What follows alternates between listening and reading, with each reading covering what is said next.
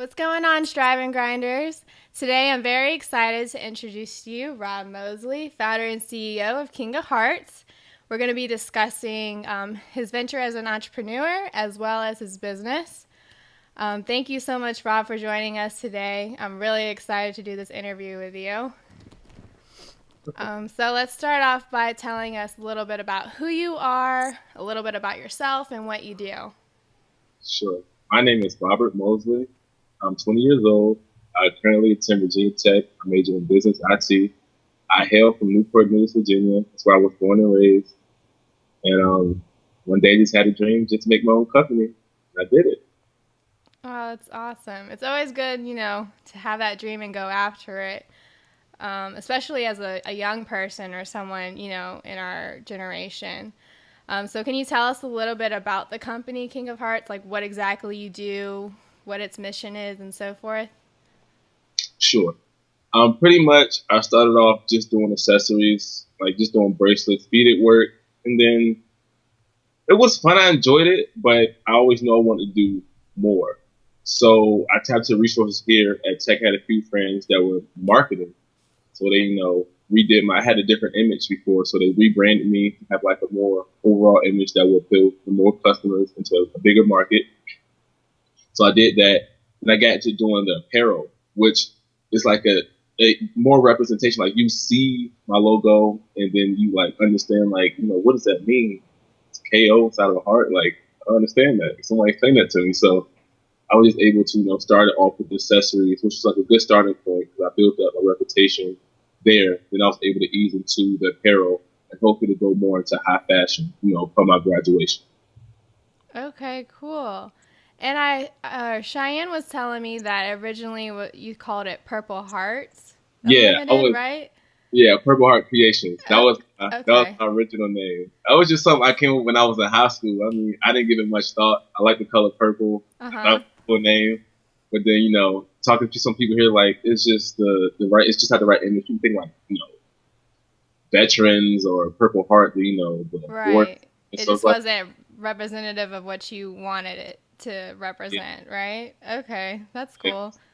So So why did you change it to King of Hearts? Like what does it mean to you? Or okay, what is it supposed to mean to your consumer? pretty much my goal is not to make money. I mean, it's many other things I can do, to gain income. My goal is to just have a piece of my work of art to like just impact their lives and just have a piece. Like every time I ship a piece off or give someone a piece, I just feel like accomplished. Like this person they can wear any accessory, any shirt, any hat. There are millions of name brands out here that are already established, but they chose to, trust me to provide them a product or accessory that would help them stand out. So I mean, just that feeling alone is just way more than the money could ever do. And then along the way, like I built up that clientele that they know, like I'll make exactly what they want when they need it. Have it to me for a special event, birthday. I'll express ship it at no extra charge. I just want to just customer service is just at the root of what I do, and that just builds upon itself. People like, hey, that's a really nice guy. He took care of me, gave exactly what I wanted. I asked for something like customized, and he did it for me. That's another thing because I really don't make a whole lot of mass-produced products. Okay. I much whatever the customer wants, I'll talk to my distributor. We'll make that one special piece for that person. So that's something I think sets me apart from any other apparel provider or accessory provider that's in the current market. Okay, I like that. Especially the fact, I think it's important for business owners, especially, or for anyone that, has something like a business or something they really care about, to not focus on the money. The money will come if you care about it that much, and like it'll show and the money will come. And like you said, there's other ways to make money. And if you care about your customer first or your actual product or business or organization or whatever it may be, that's what's going to matter to people. And that's how people can really believe in your dream too. So I really like the fact that you said that. And I think that's really important, especially to our listeners. Um, you said that you started in high school, this Yeah, business? yeah, man, I always love to tell the story of really how I got started. Yeah, So tell us how that happened. Sure. I had a friend in high school that just had like a basic black beaded bracelet that I really liked. He told me that he purchased it from H&M. So I went to H&M. They didn't have any more, and it's like we don't know if we're gonna get any in. And then it's a local bead shop in Hampton that that does beaded work. So I went there just to try to learn the basics of just how to keep beads on the string. So I learned that, and then from there had a job as a bag boy at Farm Fresh. Pretty much I interact with customers on a daily basis. Right. I had on one of the pieces that I made, and the customer came through, and I was like, I really like that. Where did you get it? I was like, I made it myself. They're like, oh, I want one. So we exchanged our contact information. And that was pretty much the start. I see people, actually notice, something different. It just wasn't a basic, something that you can just purchase in the store was something I made personally for myself.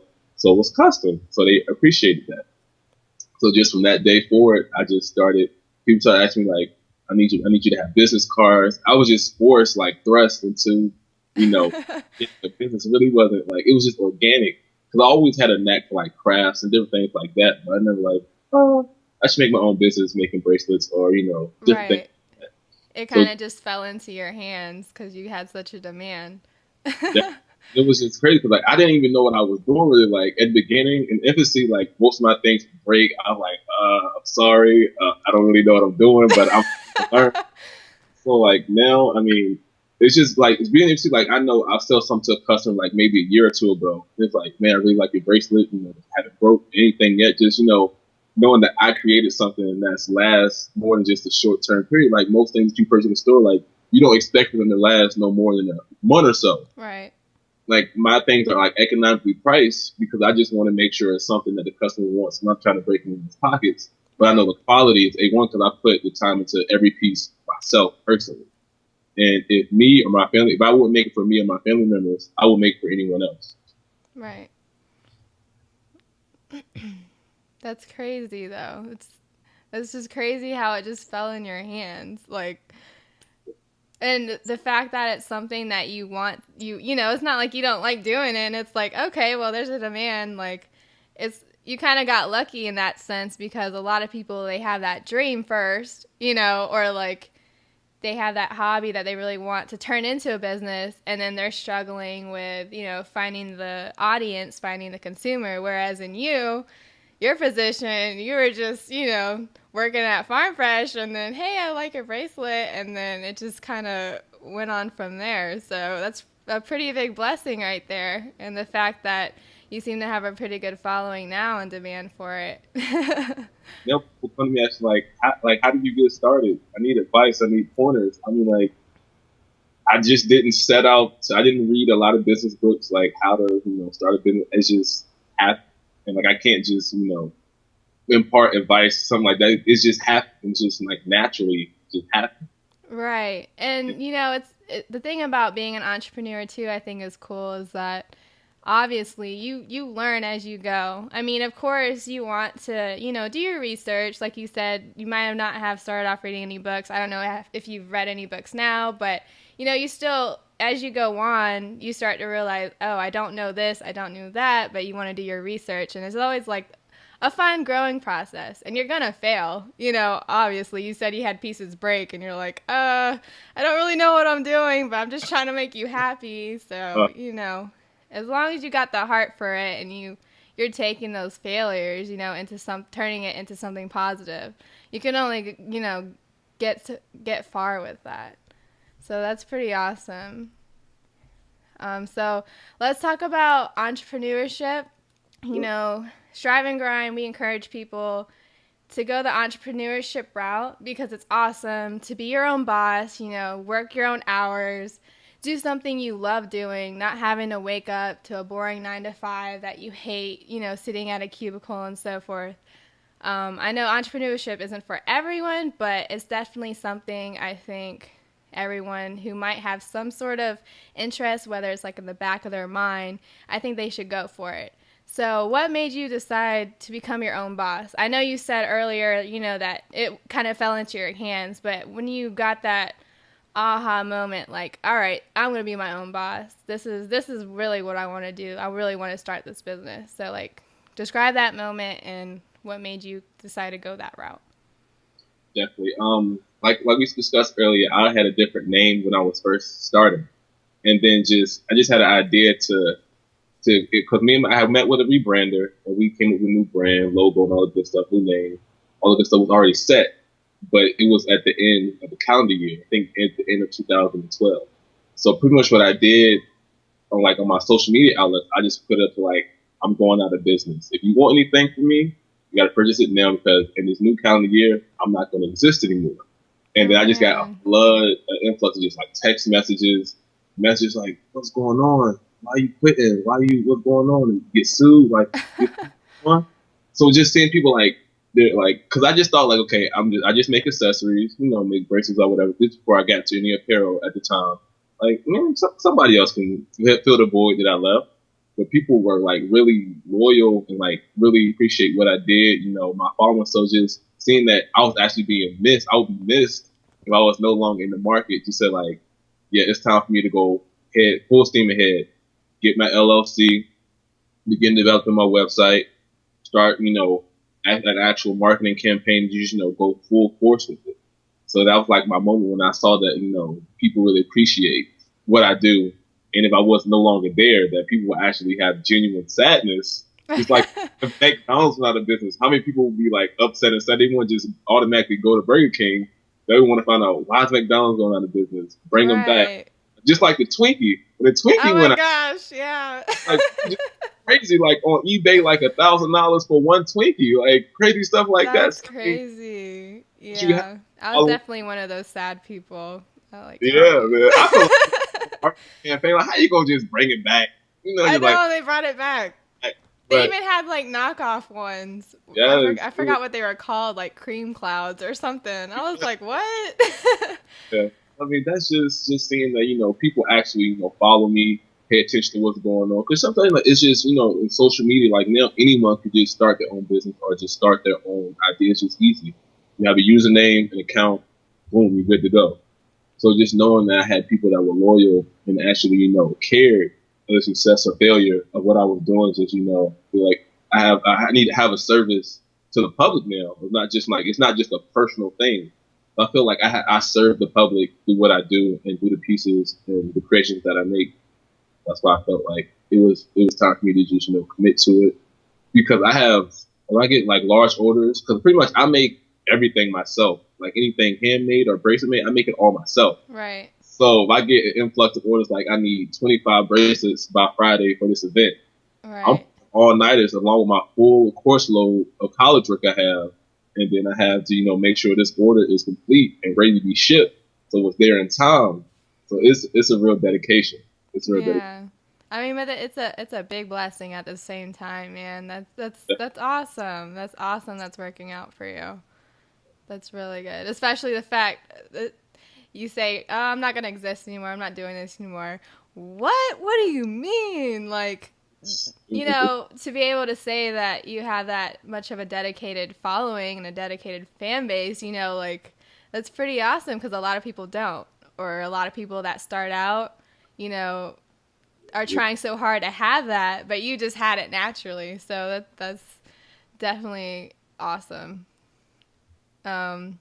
So that you said that, what do you think made people love you so much or your products? Like, why do you think you got such a overwhelming response to you ending your business at that point? See, it's mostly people that I connected with personally, like just oddly, like I make someone a piece and they just want to just start sharing some of their life story with me. Like, I exchanged my phone number, email address, and, like I opened up all my lines of communications to anybody that wants to discuss anything. So I may get like a request to make like, a specific type of cancer awareness bracelet. Like if my mother or father has been battling this type of cancer, I'll know, giving them this, may really help them, just give them some beacon of hope. Or just like have a friend's mother that, just recently passed from a specific type of cancer, like just make her an awareness bracelet. To just, maybe uplift their spirits. And not just, things like that. Like, I'll do that pro bono. Like, because, I appreciate the awarenesses, But if something I can do can make someone feel better, I'll do that for free. Because, just that gratification, that person just having some type of hope or happiness from something that I created. And like I said, that's way more than money can ever buy. And also just, people just have, their own ideas and ideals that they just want like a bracelet to represent. So we'll discuss, making them like a custom piece for like their idea or organization, where I'll speak with them. And sometimes instances like someone's in like the same geographic location, I'll hand deliver their product.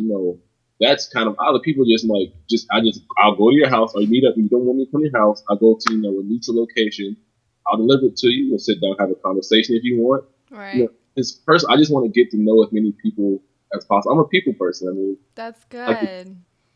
I just like customer service. Like, if me taking 5 or 10 minutes out of my day to just speak with you about something that's make you feel better, I'll do that. I'm not in that much of a rush. So just, I'm personable. And then I graduated valedictorian of my high school back in Newport News. So people knew me for that. So they already knew I'll be destined for great things to come. Right. And like, so they like, everyone's ready to support, like from my principal, superintendent, my parents, people's family members back at home. That was like the majority of my base. And then it's just, grew from there. Like, they tell people like, hey, Robert Mosley is doing something. Go look at what he's doing. Like, oh, I like that. They can make me something. So just that, word of mouth. Cause I haven't done like any real formal marketing. Like, I don't hand out flyers.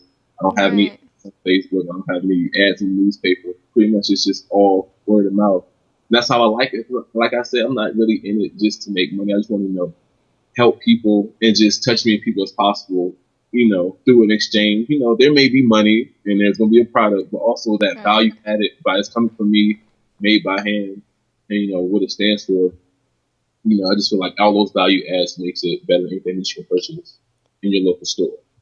Right. That's, you're like the perfect example of how giving back, will result in things giving to you in the end. You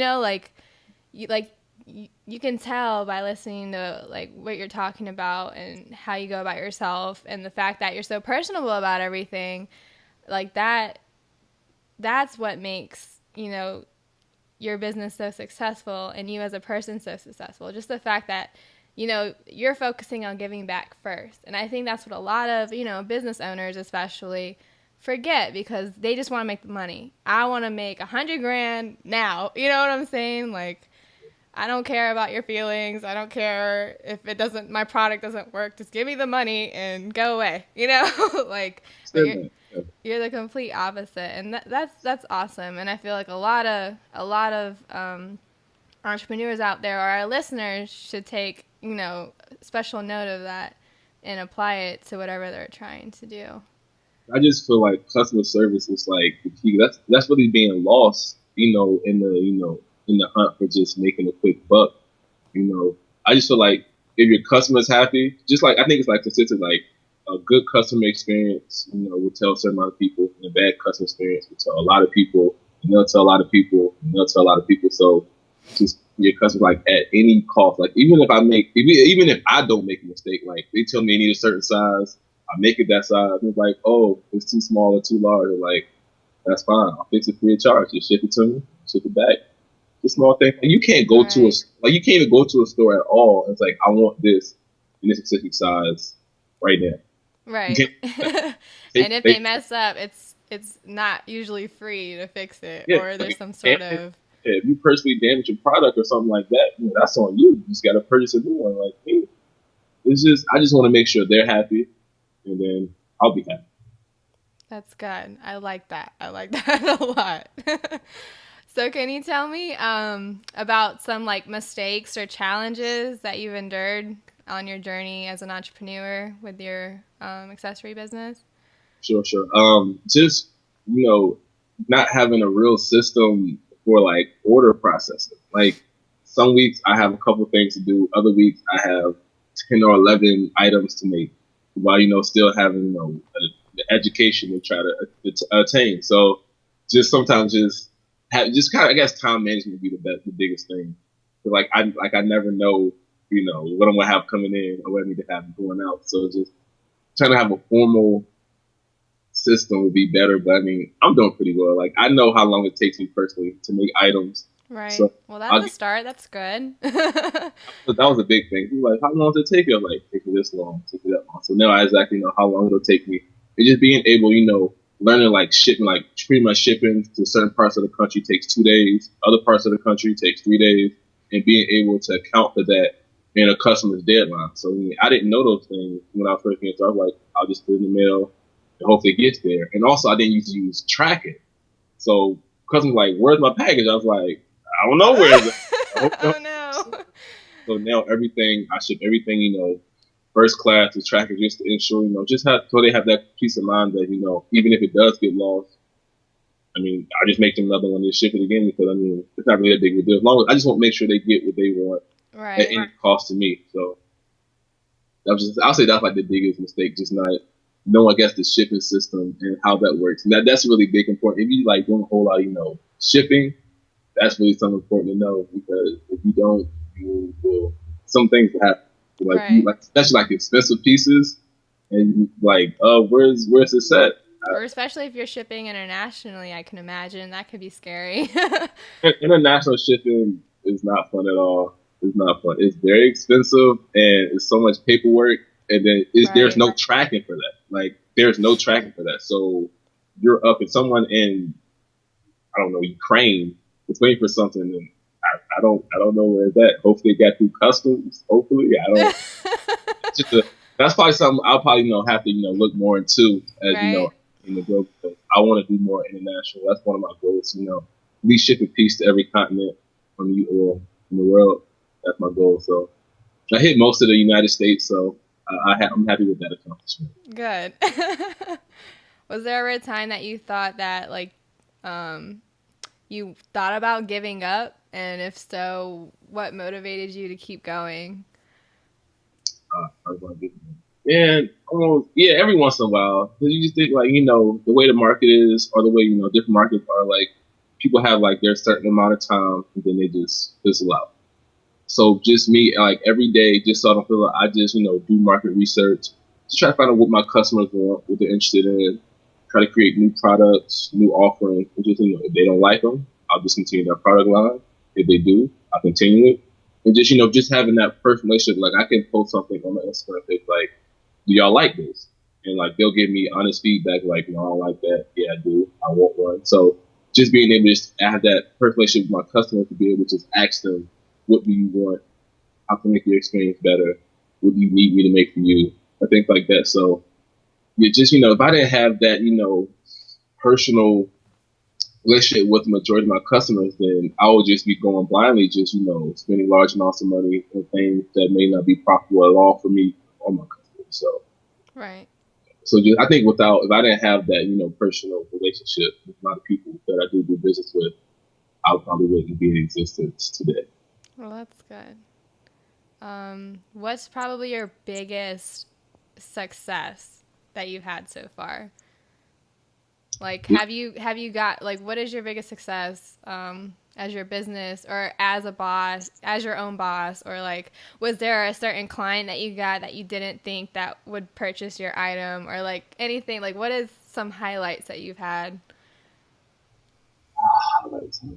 I think about that one. But pretty much, I would say, I was able to, I didn't sell, but I was able to give one of my products to Michael Vick. I would say that's one of my biggest accomplishments. That's pretty cool. Yeah, because he's from Newport News, grew up from Newport News. And always idolized him while I was coming up, and I was able to actually have a photo with him. So that was a great moment. That is pretty sweet. Do you know if he was able to wear it or anything? What was it? It was a bracelet. It was a Eagles, like, paracord bracelet. Oh, that's sweet. It's featured on my page. You can see it. That's cool. I would consider that definitely a big success. Definitely. Do you have any inspirations or, like, who's your biggest motivation as far as being an entrepreneur or even just as yourself and as your own purpose in life? Like, who's your biggest motivation or inspiration, or what is? Really, my family. My family isn't college educated. My mother and father both work, 9 to 5, and, like, they put me through college. Like, my father's retired Naval Reserve, so I'm using his GI Bill benefits to pretty much finance my college education. So I just want to do whatever I need to do, get my 4-year degree. I may work for like a corporation for a few years or so, which is I just want to build up my capital so that I can actually, launch my business. Like, Right, like bootstrap it. Yep. yeah. Yeah, exactly about that. So me, I'd be able to in a few years, I'll be able to employ them in some capacity into my business, so they don't have to worry about working that 9 to 5 anymore. Like I can help. Like my goal is always to make sure they're good when I graduate. Take care of them and make sure them and my little brother have someone to look up to. Because he has my little brother has like a big shoes to fill. Coming after me. So Oh.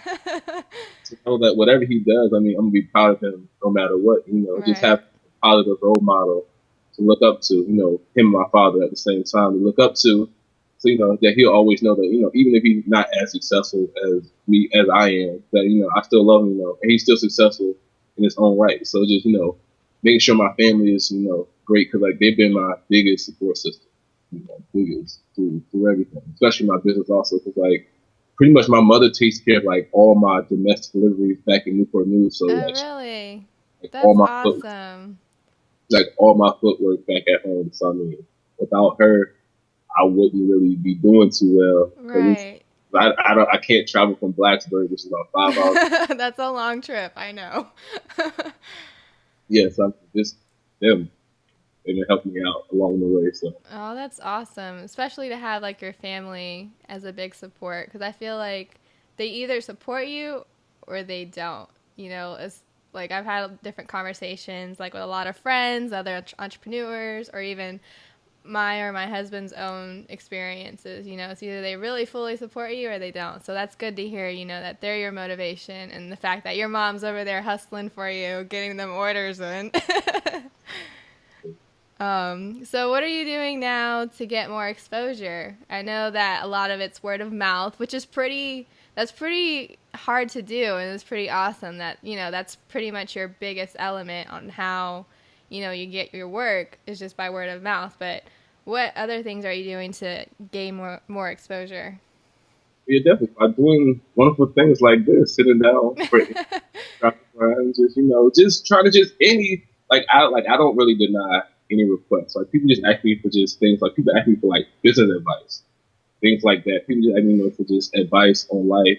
Or also, I'm working on, finishing up a website. So I mean that's gonna be a big one because, most people that like, are not in our generation aren't, as hip to the social media outlets as we are. So they need like a traditional www website, for them to be able to see my products. Because That's it's just, good. just things, try to go to like different shows, talk to different organizations. Just basic stuff. Basic stuff. That's good. Have you ever thought about doing like any like craft shows or like I know you said fashion shows, but I think craft shows might be a good outlet for you too because as an artist myself, I've been to many shows where there's a lot of like jewelry makers and like fashion designers and stuff. So you might want to look into that too. I think that'd be pretty cool. That'll be a big one. I just got look at my calendar because Right. hard to try to balance full schedule and then try to do other things. That's like I say that's like the biggest hindrance me actually going further is that I have first obligation to get a degree, Right. like not get my degree. Right. I'm a junior now, so like I have like about a year and a half or so, and I'll be done. So when because I know some entrepreneurs they drop out of college to pursue their dreams, but Right. I already promised to my parents that I want to get my degree first, and then whatever happens after that happens. So I already made that promise. They invested so much in me to get one, so I will make sure I get it first, and then follow my aspirations afterwards. Oh, that's good. And just a little off topic. You go to Virginia Tech, right? Yes, correct. Yeah. And what are you getting your degree in? Business IT. Okay, cool. Actually, You I'm said sorry. business IT? Yeah, like Okay, cool. technology. Yeah. So I already interned with PricewaterhouseCoopers, which is one of the big four accounting firms, the past 2 summers, and I was just getting an offer to come back this summer. So I mean, I have my professional, career for the Right. most part already set upon graduation. It's just do I want to try to balance the both, you know, Right. delegate tasks to other people, hire staff. Like I just got a lot of decisions to make Right. or That's I a lot guess. of that's a lot of decisions to make. I mean, my husband's in IT too, Mhm. doing IT right now for a Fortune 300 company, and he's kind of at that point where it's like, is this for me? Do I want to keep balancing? And I think he's pretty set on his decision to focus on what we're doing now. So I'm definitely interested to see where you're going to be down the road and what decisions you make, and to see how big your business grows, or what path you decide to choose, or go if you decide to go both ways. So it's very interesting. Very interesting. I definitely know how difficult that decision is, though. Definitely know, because there's a lot of things to weigh out. Uh, Um, so, what advice would you give to our striving grinders out there who want to start their own business? Like, what's probably your best advice you could give to our listeners right now? so like, just be determined. Like it's being an entrepreneur. It's you're doing a majority of the work yourself, and you have to know that. Like it's not like you're going to anywhere else where you have other people doing parts for you. That would be nice if you have help, but at the end of the day, all the responsibilities lie upon you. All the risks, all the success is upon you. So that's why it's such a great thing, because either you can be really successful or you can fail. But just having that that goal of you can be really successful, you can reap all the benefits yourself. That's just the thing that draws so many people to entrepreneurship. So if you're willing to take that risk and you believe you have a good idea or a good product, go for it. So I mean, the worst thing you can do is fail, and then you can just start over or just do something else. But if you never take that risk in the beginning, you never know. You can be the next Steve Jobs, Bill Gates, or Robert Mosley. Exactly.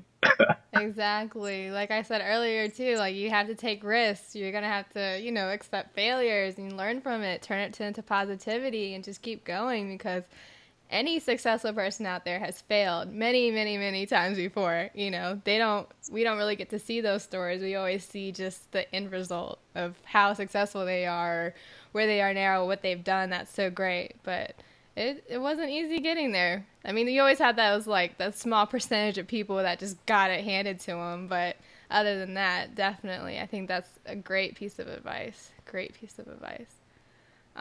So a couple more questions. Well, really, this is probably the last question. What does strive and grind mean to you, and how do you apply it to your everyday lifestyle? I mean, it just means that in the morning you just think of ways of how you gonna better yourself, how you gonna better your community, how you gonna just better everyone around you, and then just grinding just to make that happen, make that become reality. That's what I feel like it is to me. Like you just waking up like, how can I make myself better, everyone around me better? And how am I going to execute that? So that's how I feel. Every day I live that. Me, I go to class every day. I check my email, my business email every day to see what tech will give me, has requests. Always have my phone on me just in case someone texts me, emails me, Facebooks me, Instagrams me if they want something. So I mean, every day I'm trying to make my business better, trying to present more things to my customers, and just expand my market, but also balancing my life, trying to get my degree, keep my GPA up, and also keep my parents happy, staying out of trouble. It's just a lot. A lot. Just like it's so many aspects to it. It's just a lot. Business, your personal life, and then everyone around you.